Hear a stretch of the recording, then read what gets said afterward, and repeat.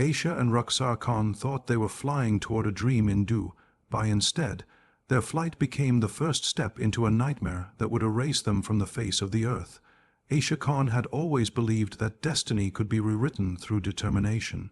Living in a small two-room home on the outskirts of Jaipur with her younger sister Rukhsar and their widowed mother, she often dreamed of escaping the endless cycle of unpaid bills and long nights spent stitching clothes. Their mother, Farzana, worked tirelessly as a tailor, taking small sewing orders from neighbors to make ends meet. Aisha helped her during the day and searched for job listings at night, scrolling endlessly on her old smartphone. Rukhsar, the quieter one, studied part-time at a local college but often skipped classes to help with household chores. The sisters were close, their bond strengthened by shared struggles and whispered dreams. They spoke often about leaving India someday, not because they hated home, but because they wanted more than what life had given them. Aisha imagined herself working in a modern office abroad, earning enough to buy a small apartment for their mother. Rukhsar imagined beaches, malls, and freedom. But dreams, they would soon learn, can be dangerous when mixed with desperation. In late December 2017, Aisha received a friend request from a woman named Nadia Recruitment Services. The profile looked legitimate. It had professional photos, reviews from other girls, and links to what appeared to be an employment agency in Dubai. Aisha hesitated at first, but curiosity pulled her in. The page promised jobs for Indian women as personal assistants and domestic helpers in the homes of wealthy Arab families. The post mentioned excellent pay, free accommodation, and visa assistance. For someone earning barely enough to survive, it sounded like a blessing. Aisha sent a message to ask for details, and within hours, Nadia replied. She claimed to represent a Sheikh's family in Dubai who needed 2 assistants to help manage household affairs. When Aisha mentioned she had a younger sister also looking for work, Nadia immediately said both could apply together. That small gesture made Aisha trust her even more. She spent the night imagining the possibilities, traveling for the first time, living in luxury, sending money home. Rukhsar was thrilled when she heard the news, clapping her hands and calling it a miracle. The following days moved quickly. Nadia arranged online interviews with what she said was the Sheikh's personal secretary. The man on the call spoke softly and smiled often, asking only basic questions. Both sisters were told they had passed and would receive official job contracts soon. They were even sent photos of the villa they'd be working in: marble floors, chandeliers, and gardens so green they didn't seem real. Nadia promised to handle everything from flight tickets to visas, and said they only needed to cover the cost of medical certificates. Farzana grew uneasy. She had heard stories of women traveling abroad for work and never coming back. But Aisha reassured her it was safe, showing her the agency's social media posts filled with smiling women in uniforms. Rukhsar hugged her mother and promised they'd return after 1 year with enough money to change their lives. When the sisters boarded their flight to Dubai on a crisp January morning in 2018, they carried only 1 small suitcase each. They waved goodbye from the airport gate, unaware that those waves would be their last. Their eyes shone with hope, their hearts filled with excitement. Behind them, Farzana stood watching until they disappeared from sight, unaware that the dream her daughters had chased would soon turn into a nightmare too dark to imagine. The flight to Dubai felt like a dream come true. Aisha watched the city lights fade below as the plane ascended, her heart swelling with hope. For the first time, she and Rukhsar were leaving India, leaving behind the noise of their neighborhood, the smell of dust and diesel, the constant worry about money. They whispered to each other about what awaited them, maybe an elegant villa, a respectful employer, maybe even the chance to save enough to open their own boutique one day. Every thought was painted with optimism. When the plane landed in Dubai, the air felt different, crisp, dry, filled with the scent of perfume and the hum of languages they didn't understand. The sisters followed the crowd through immigration, where a man in traditional Emirati attire stood holding a white sign with their names written in bold letters. He didn't smile, only gestured for them to follow. Aisha hesitated for a moment, but when he spoke their names in a heavy accent, she felt reassured. He collected their passports, saying it was for the paperwork. They never saw them again. A black SUV waited outside the terminal. The city they drove through was breathtaking, wide roads lined with palm trees, glittering skyscrapers, golden mosques shimmering in the sunlight. Rukhsar pressed her face against the window, amazed. But as the drive continued, the scenery began to change. The tall buildings disappeared, replaced by empty roads and stretches of sand. The SUV finally stopped before a massive gate guarded by 2 men. Behind it stood a villa that looked almost unreal, towering, white and silent. Inside, everything sparkled: marble floors, golden chandeliers, walls decorated with mirrors. The man handed them over to a woman who wore a black abaya and spoke in short, clipped sentences. She showed them their quarters, a small room with 2 narrow beds and no windows. They were told to rest and would begin work the next day. That night, the sisters lay awake, whispering excitedly about how beautiful everything was, unaware that the door had been locked from the outside. The first few days passed quietly. They were assigned simple tasks: arranging flowers, cleaning rooms, preparing tea trays. The staff around them barely spoke, and when they did, it was in hushed tones. The woman in charge, who they called Madame, seemed polite but distant. She warned them not to talk to guests or use their phones during working hours. Aisha didn't mind. She was determined to prove herself. But soon, she noticed something strange. Her phone stopped working. When she asked about it, a guard told her it had been confiscated for security. From then on, things began to change. The sisters were no longer allowed near the main parts of the villa. They were moved to a smaller servant area near the back, where they met other women, mostly from India, Nepal, and Bangladesh. Their faces were tired, their eyes hollow. They avoided conversation, as if afraid to speak. Aisha began to sense that something was wrong. The laughter and light from the first days had faded into silence. One night, she woke to muffled cries coming from a nearby room. The next morning, the girl who slept there was gone. When Aisha asked what had happened, Madame simply said the girl had been sent home. But that night, Aisha saw a guard loading bags into a black vehicle at the back gate, and among them was the girl's suitcase. The sisters began to feel trapped. Every door was locked, every corner watched. The villa that once looked like a palace now felt like a prison. The dreams they had carried across the sky began to crumble, piece by piece, as the golden city outside gleamed in indifference. Days turned into weeks, and the sisters' lives inside the villa grew darker with each passing hour. The once polite Madame became cold and harsh, her tone sharp, her patience gone. The work doubled: endless cleaning, washing, cooking, often from before sunrise until late at night. If a task wasn't done perfectly, punishment followed in silence: no food for the day, extra hours of work, or being locked inside their room. The guards never smiled, never spoke, only watched. Aisha tried to stay strong for Rukhsar, but fear had begun to seep into her bones. She noticed the way some women vanished suddenly, their beds stripped clean by morning as if they had never existed. Each disappearance left behind a heavy silence. By March 2018, Aisha's hope had turned into quiet panic. The sisters had not been paid a single dirham. Their passports were still missing. They hadn't spoken to their mother in months. Every time Aisha asked about contacting home, Madame's expression hardened. Soon, she would say, but soon never came. One afternoon, Rukhsar confided that she had seen a man visiting the villa late at night, accompanied by guards. After his visits, one of the women would disappear.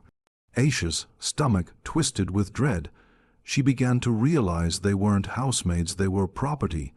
Determined to escape, Aisha started observing the guards' routines. She learned which hallway was least monitored and noticed that one of the maids had a small, broken phone she used secretly to call her cousin. Aisha offered her a gold chain she had brought from India in exchange for a few minutes of use. The woman hesitated but agreed. Late one night, when the villa was quiet and the desert wind howled outside, Aisha dialed her friend Mira's number back in Jaipur. The line crackled. When Mira answered, Aisha whispered quickly they were trapped, their passports were taken, something terrible was happening. But before she could give the location, the door creaked open. A guard stood there, staring. The phone was snatched from her hand. Aisha's heart stopped. Rukhsar woke up terrified as the guards dragged Aisha out of the room. She was gone for hours. When she returned at dawn, her face was bruised, her eyes swollen from crying. She said nothing. For the next 2 days, the sisters worked in silence, moving like shadows through the corridors.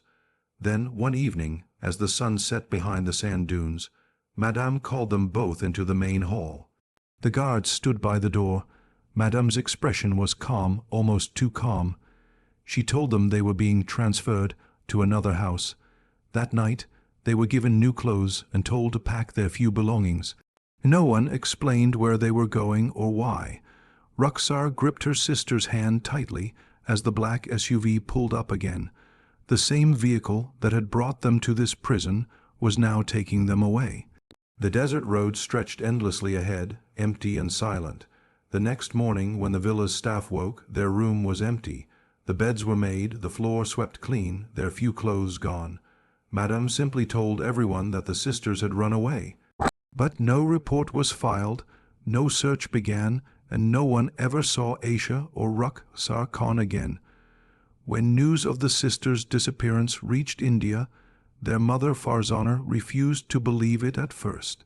Weeks had passed without a single call, but she told herself that maybe her daughters were busy, that maybe their phones weren't allowed at work. She held on to hope until one day the agency's number stopped working completely. The panic began to settle in then, slow and suffocating. Farzana visited the local police station in Jaipur, carrying copies of her daughter's passports and the job offer letters. The officers listened politely, took notes, and promised to look into it. But months went by, and there were no updates. That's when Farzana reached out to a non-profit organization known for helping trafficking victims. The UNGO, led by a woman named Kavita Mehra, had heard similar stories before. She had seen dozens of cases where women were lured to the Gulf under the promise of domestic work and vanished without trace. Kavita took Farzana's trembling hands and promised to find out what happened. Her team began by tracing the online recruiter, Nadia Recruitment Services. What they discovered was chilling. The agency wasn't registered anywhere in Dubai. The company website was a shell, no business license, no physical office, no verified employees. Even the photos of women used in their success stories were stolen from other sites. Kavita contacted the Indian embassy in the UAE and sent official inquiries to Dubai's Ministry of Labor. The replies came back vague and inconsistent. There were no employment records for Aisha or Rukhsar under the names printed on their documents. The visa numbers listed on their papers didn't exist in the immigration database. Someone had faked their entire trail from the start. It was as if they had been erased. By mid-2019, the case reached Indian news outlets.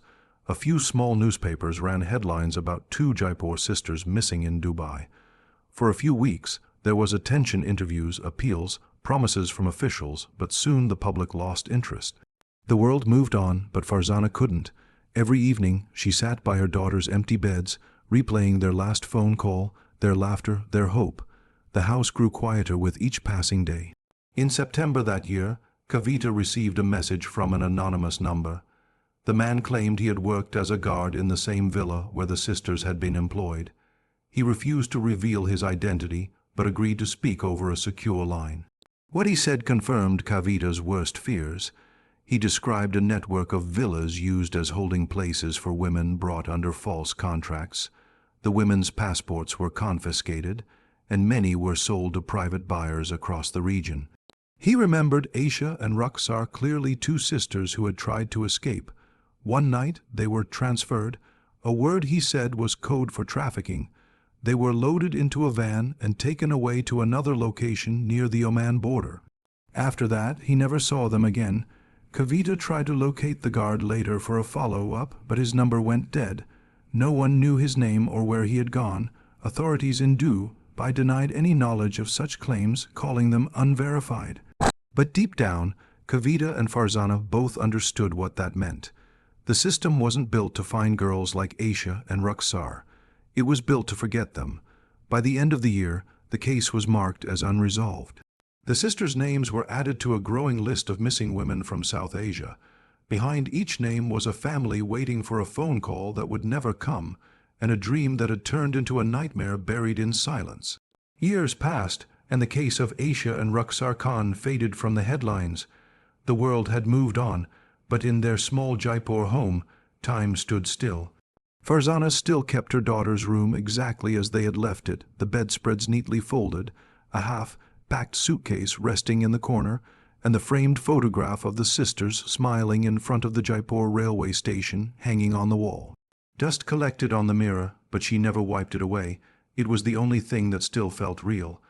Every morning she would light a candle by their picture and whisper a prayer, asking for a sign, any sign, that her daughters were alive. But the silence that answered was always the same, heavy, endless, and cruel. Kavita continued to push for answers, though by 2021 most officials had stopped responding to her emails. The embassy insisted that without proof of the sisters' location, there was little they could do. She even managed to get in touch with an international human rights group in the UAE, who confirmed that dozens of South Asian women had been rescued from illegal compounds near the desert border in recent years.